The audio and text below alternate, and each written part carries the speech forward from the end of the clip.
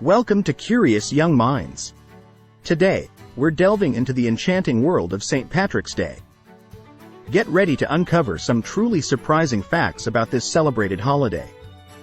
Stay tuned as we explore the origins, traditions, and cultural significance of St. Patrick's Day like never before.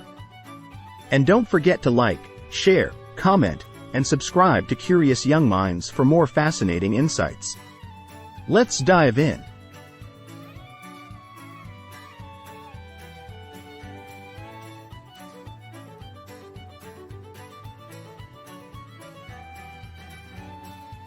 While St. Patrick's Day is now associated with wearing green, parades, when they're not cancelled, and beer, the holiday is grounded in history that dates back more than 1,500 years. The earliest known celebrations were held in the 17th century on March 17th, marking the anniversary of the death of St. Patrick in the 5th century. Learn more about the holiday's history and how it evolved into the event it is today. So here's the 13 interesting facts about St. Patrick and St. Patrick's Day. The real St. Patrick was born in Britain.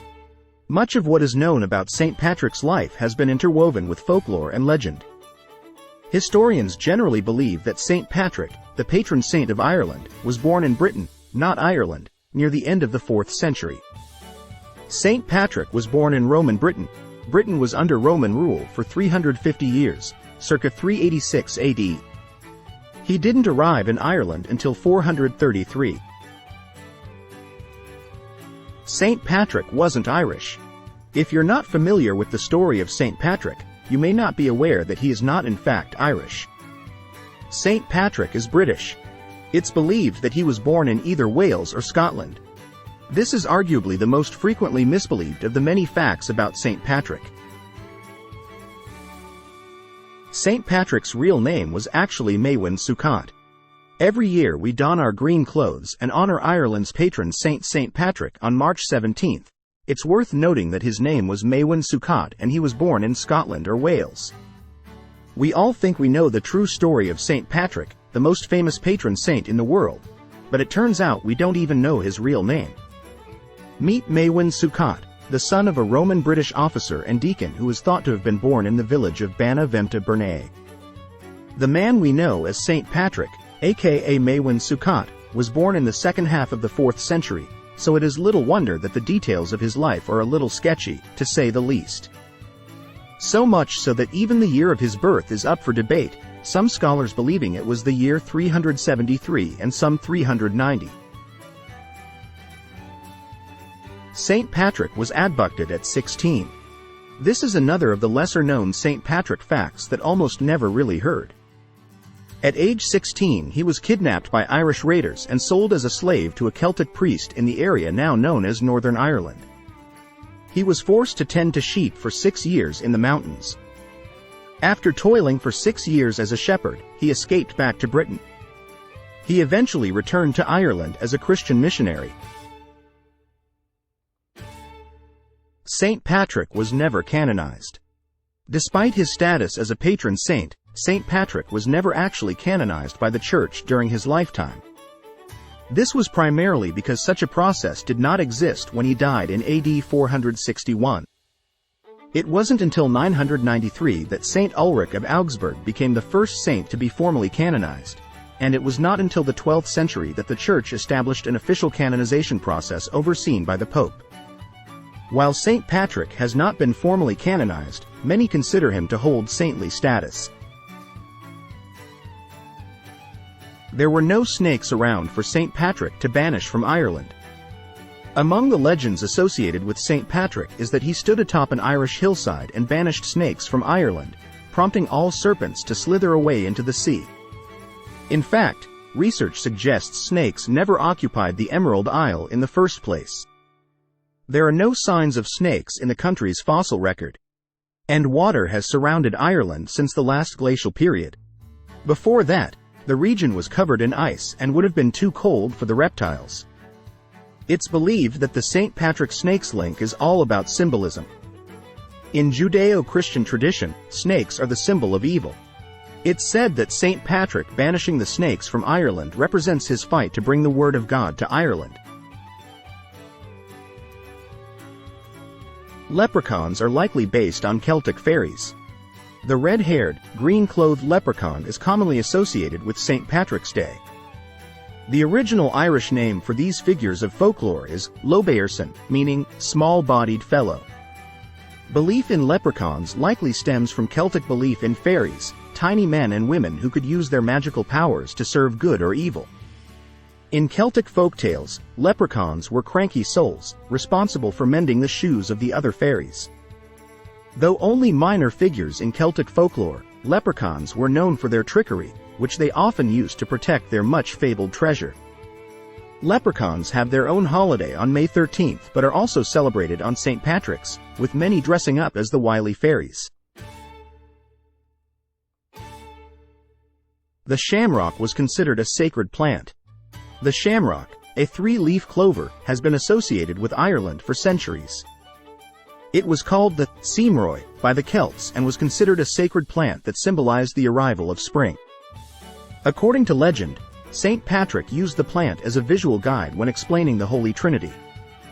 By the 17th century, the shamrock had become a symbol of emerging Irish nationalism. It is now one of the more notable symbols of Ireland, along with the Celtic cross. Ireland's only female patron saint, Brigid, has her own holiday. One of Ireland's three patron saints, alongside St. Patrick and St. Columcille, St. Brigid, or Bridget, is the patron saint of Irish nuns, newborns, midwives, dairymaids and cattle. Believed to have been born in Ireland sometime around AD 450, Brigid was the daughter of a pagan king and an enslaved woman. She grew up to serve the church by building a church in Kildare, which was the site of a former shrine to the Celtic goddess, eponymous to her. Said to have died in AD 524, Brigid's memory was kept alive by the church, which canonized her as Saint Brigid. In 2023, Ireland designated February 1st a permanent public holiday in Brigid's honor. The first St. Patrick's Day parade was held in America.